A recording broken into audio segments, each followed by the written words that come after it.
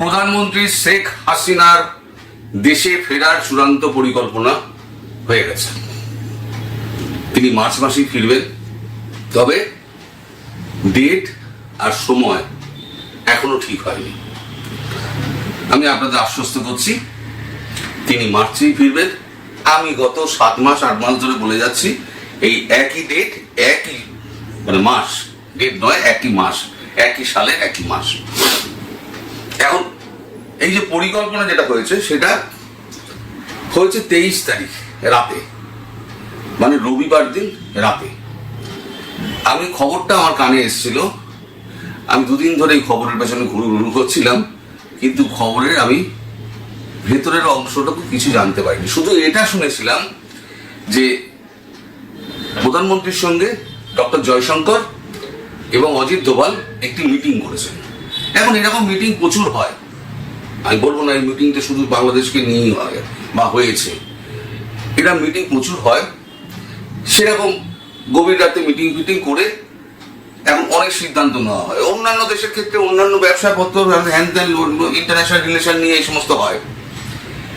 তার মধ্যে এই বাংলাদেশ প্রসঙ্গ আছে কিনা এটা আমি খবরটা পাচ্ছিলাম না, যার জন্য আমি গত 2 দিন ধরে এই খবরের পেছনে লেগেছিলাম। এবং গতকাল রাত পর্যন্ত যে খবর আমার কাছে এসে পৌঁছেছে তাতে এটা আমার কাছে পরিষ্কার হয়েছে যে উনি মার্চ মাসে ফিরছেন, 26 তারিখের আগেই ফিরছেন। শুধু ডেটটা এখনো ঠিক হয়নি। হঠাৎ এই প্ল্যানটা হলো কি করে? ওমান থেকে ডক্টর জয়শঙ্কর ফিরে এলেন। ফিরে আসার আগে বাংলাদেশের বিদেশ উপদেষ্টা যিনি আছেন তৌহিদ হোসেন, তার সঙ্গে সাইডলাইন একটা বৈঠক করলেন। বৈঠক করে একটা কড়া বার্তা দিয়ে দিলেন যে ভারতবর্ষ এই জিনিসটা চায়, এবার আপনারা সেই জিনিসটা করুন, না হলে পরে যদি সন্ত্রাসবাদকে জলভাগ করে নেন তাহলে ভারতবর্ষ সেটা মেনে নেবে না। আর বাংলাদেশ ভারতবর্ষের সঙ্গে কি সম্পর্ক চায় সেই সম্পর্ক আপনাদের ঠিক করে নিতে হবে। সেই সিদ্ধান্ত আপনারা ঠিক করুন, ভারতের সঙ্গে কি সম্পর্ক আপনারা চান। তখন কিন্তু তৌহিদ হোসেন কিন্তু একেবারে ভিজে বিড়ালের মতো বসেছিলেন, তিনি কোনো কথা বলেননি। হ্যাঁ হুঁ করে বেরিয়ে গেছেন। যখন বাইরে বেরিয়েছেন তখন সবাই যখন জিজ্ঞেস করে তিনি বলেছেন অল ইটস ওকে, সব ঠিক আছে, আর কোনো কথা নেই।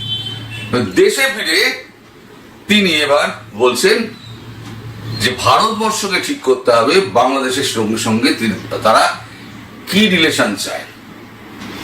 বাংলাদেশ হচ্ছে এইটুকু একটা রাষ্ট্র, সেই বাংলাদেশ ভারতবর্ষকে নির্দেশ দিচ্ছে, মানে বার্তা দিচ্ছে যে ভারতবর্ষ ঠিক করুক বাংলাদেশ, মানে বাংলাদেশ সঙ্গে তারা কি রিলেশন চায়। কি রিলেশন চায় সেইটা কিন্তু এবার বুঝে যাবে যে ভারতবর্ষ কি রিলেশন চায়। ভদ্র ভাষায় তো হবে না, ভাষাটা তো কঠিন প্রয়োগ করতে হবে। আচ্ছা, তৌহিদ হোসেন কি বলেছেন একটুখানি শুনে নিন। আপনাদের প্রথম জয়শঙ্করের যেটা স্টেটমেন্ট, উনি বলেছেন যে কেমন সম্পর্ক চায় বাংলাদেশ, সেটা বাংলাদেশকে সিদ্ধান্ত নিতে হবে, তাই না? অবশ্যই বাংলাদেশ সিদ্ধান্ত নেবে যে বাংলাদেশ ভারতের সাথে কেমন সম্পর্ক চায়, একইভাবে ভারতকে সিদ্ধান্ত নিতে হবে যে বাংলাদেশের সাথে তারা কেমন সম্পর্ক চায়। এটা 2 পক্ষেরই বিষয় এবং এটাতে এই বলাতে দোষের কিছু নেই। আমার তো মনে হয় যে আমাদের খুব স্পষ্ট সিদ্ধান্ত আছে ব্যাপারে যে আমরা ভারতের সাথে গুড ওয়ার্কিং রিলেশন, এই শব্দটা আমরা ব্যবহার করি, আমরা সেটা চাই, এবং on the basis of mutual respect and reciprocal interest.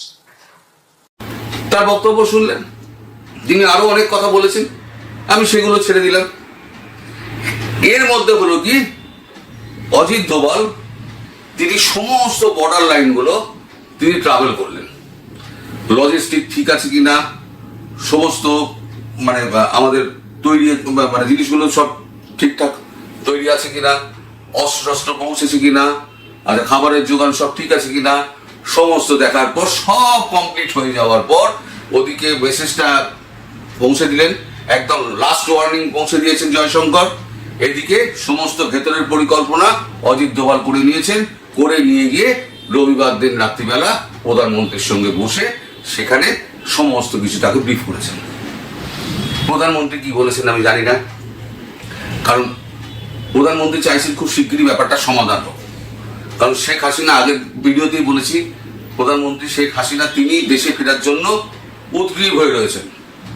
তিনি দোভালজিকে মানে উত্তক্ত করে দিচ্ছেন ফোন করে যে আমি কবে ফিরবো, আমি সামনের মাসে ফিরবো, সামনের মাসে প্রথম সপ্তাহে ফিরবো, নাহলে দ্বিতীয় সপ্তাহে ফিরবো। একবার তো বলেছিলেন আমি এখনই ফিরবো, এই মাসের 30 তারিখেই ফিরবো। দোভালজি বলেছিলেন না, এখনো সম্ভব নয়, আপনাকে এই যুদ্ধক্ষেত্রে তো বসিয়ে দিয়ে আসতে পারি না, আপনাকে সময় মতো আমরা ঠিক বসিয়ে দিয়ে আসবো, তার জন্য আপনাকে একটু অপেক্ষা করতে হবে। এখন এই খবরটা আমাদের মোদিজির কাছেও পৌঁছেছে। মোদিজিও চাইছেন এই ব্যাপারটা একটা সমাধান হোক। গতকালকে সম্ভবত ট্রাম্পের সঙ্গে মোদিজির একটা কথাবার্তা হয়েছে, খুব সম্ভবত, আমি কিন্তু কোনো গ্যারান্টি দিচ্ছি না, খুব সম্ভবত একটা কথাবার্তা হয়েছে। এই কথাটা আমার কানে এসেছে, কিন্তু আমি কোনো কনফার্মেশন পাইনি। যাই হোক, সেটা ম্যাটার করে না, কারণ ট্রাম্প আগেই বলে দিয়েছেন যা কিছু করার ভারতবর্ষ করবে। এখন এখানে আছে পাকিস্তান আছে, এবং পাকিস্তান এখানে একটা রোল প্লে করার চেষ্টা করছে। আমি বলেছিলাম পাকিস্তানের মাথায় খুব শিগগিরই একটা ডান্ডা মারবে। আজকে ডোনাল্ড ট্রাম্প তিনি একটা টুইট করেছেন, আজকে ভোর রাতে টুইট করেছেন। এই টুইটে উনি বলেছেন যে পাকিস্তানকে যে F-16 দেওয়া হয়েছিল, সেই F-16 কিন্তু ভারতের বিরুদ্ধে ব্যবহার করা যাবে না। নিজেদের দেশে সন্ত্রাসবাদ যেটা আছে তার জন্য ব্যবহার করো, কিন্তু ভারতবর্ষের দিকে কিন্তু সন্ত্রাসবাদের জন্য ভারতবর্ষের দিকে কিন্তু একদম ব্যবহার করতে যেও না, তাহলে কিন্তু তোমরা এগ্রিমেন্টকে উপেক্ষা করবে। ফলে একটা বার্তা কিন্তু পাকিস্তানের কাছে চলে গেল যে বাংলাদেশ নিয়ে ভারত যখন কিছু করবে, পাকিস্তান যেন ভারতের বায়ু সীমা যেন অতিক্রম না করে। যদি অতিক্রম করে তাহলে পরে ভারত কিন্তু ওদিকেও রিটালিয়েট করবে।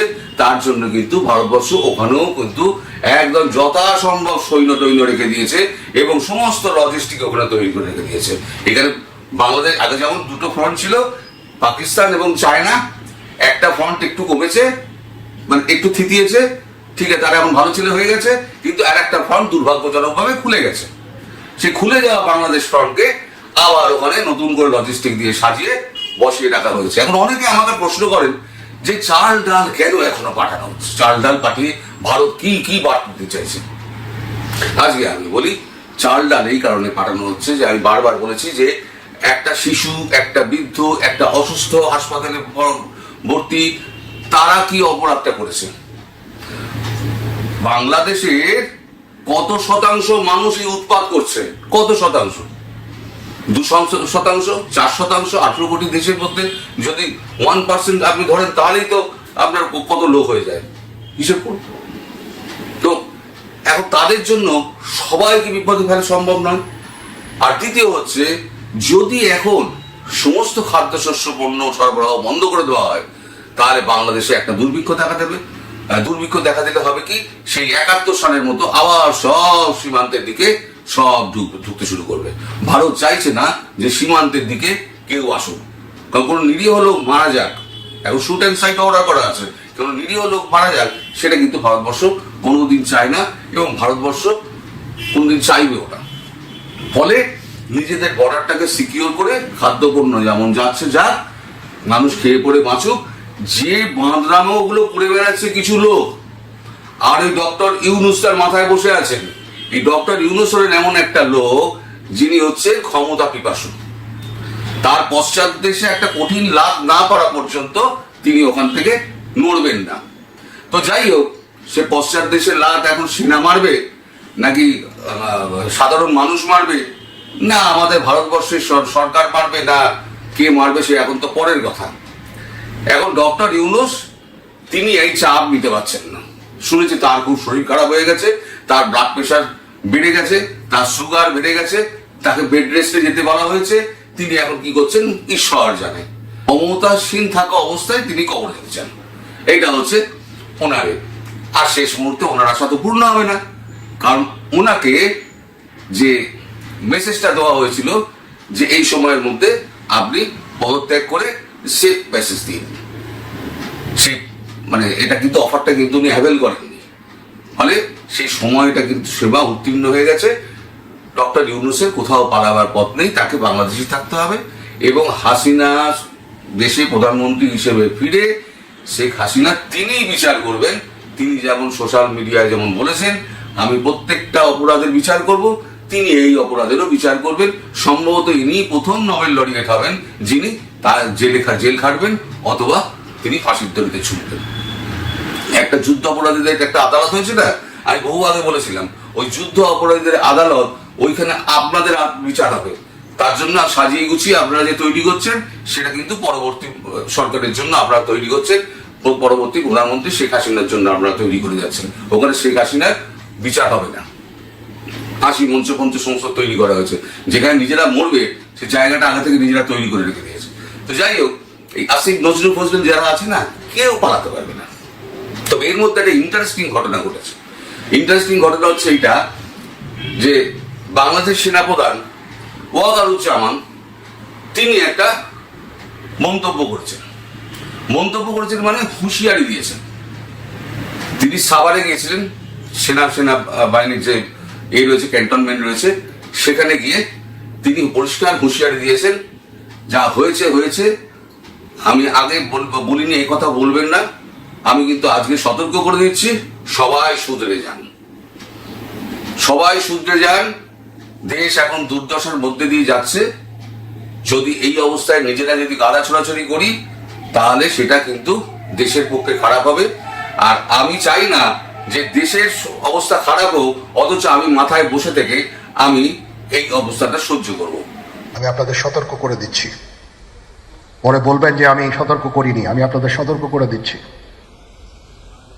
আপনারা যদি নিজেদের মধ্যে ভেদাভেদ ভুলে একসাথে কাজ না করতে পারেন, নিজেরা যদি কাদা ছোড়াছুড়ি করেন, মারামারি কাটাকাটি করেন, এই দেশ এবং জাতির স্বাধীনতা সার্বভৌমত্ব বিপন্ন হবে। আমি আজকে বলে দিলাম, নাইলে আপনারা বলবেন যে আমি আপনাদের সতর্ক করিনি। আমি সতর্ক করে দিচ্ছি আপনাদের। আমার অন্য কোনো আকাঙ্ক্ষা নাই, আমার